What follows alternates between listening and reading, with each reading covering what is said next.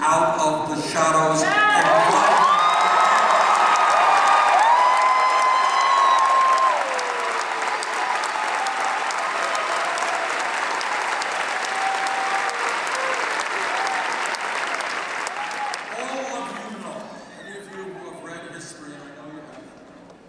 that one of the great stains, not only in the history of America, but throughout the world, this is not just an American problem, is racism.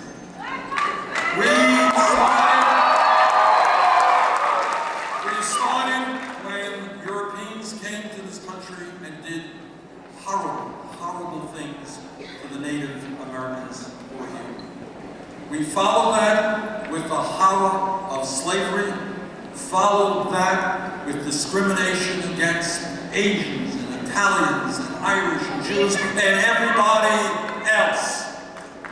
It bothered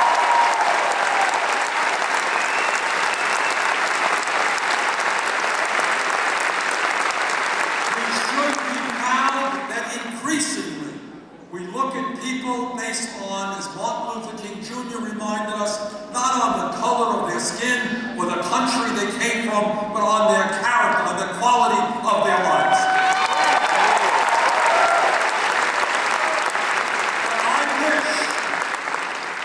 I wish that in the year 2015 I could tell you that we have eliminated racism in this country, but you all know that is not true. You all know that you have heard remarks from the presidential candidate which are nothing less than racist when Republican.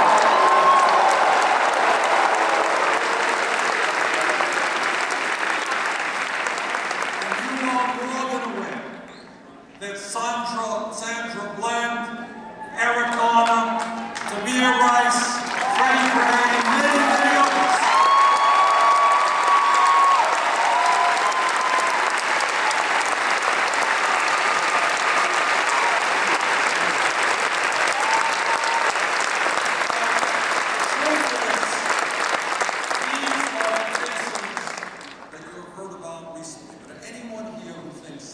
this has not been going on decade after decade. It would be very, very wrong.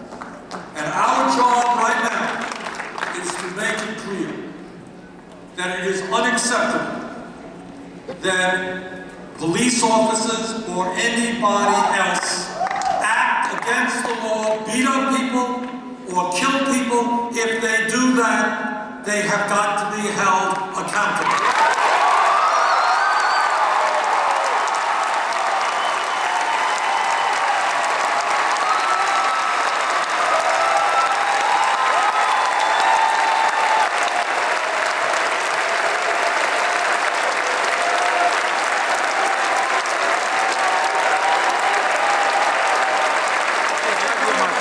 On your seat. As mayor, great years, and in that capacity, we worked very hard with our police department, help reform and move us to community policing.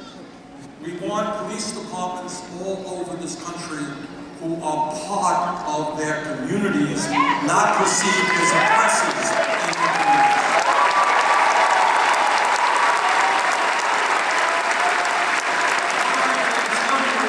What I can tell you, having been a mayor, is that the vast majority of police officers work hard. It is a very, very difficult job. But like anybody else, if a police officer breaks the law, that officer must be held accountable.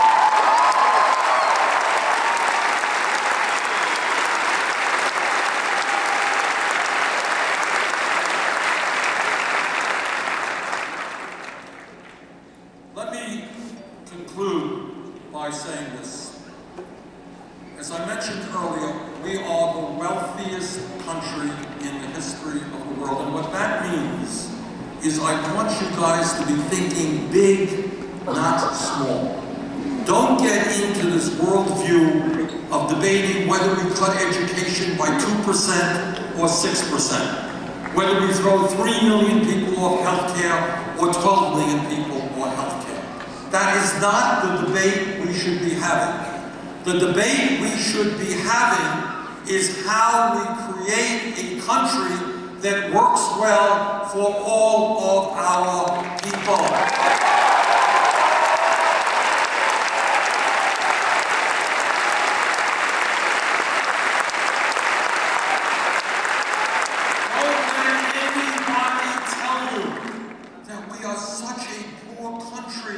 that we have got to cut benefits for our veterans, the men and women who put their lives on the line for the cause.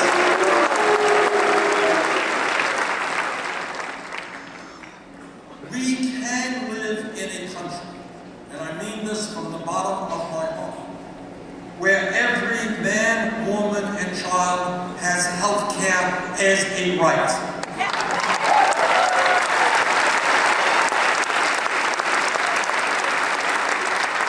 We can live in a country where a mom and dad, when they go off to work, know that their little kid is in a pre-K program or a child care program which is of the highest quality.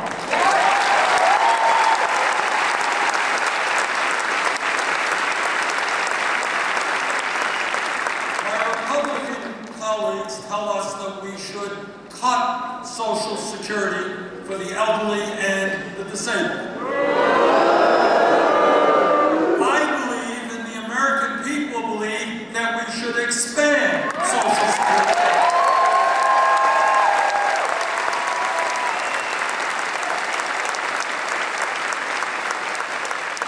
My Republican colleagues think we should give tax breaks to billionaires and large corporations. I think they should start paying their fair share of taxes.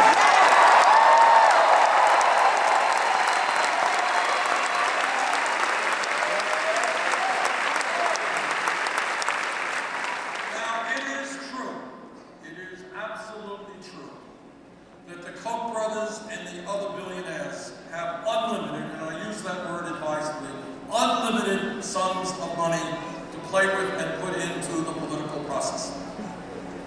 On the other hand, we have something that they do not have. They may have the money, but we have the people.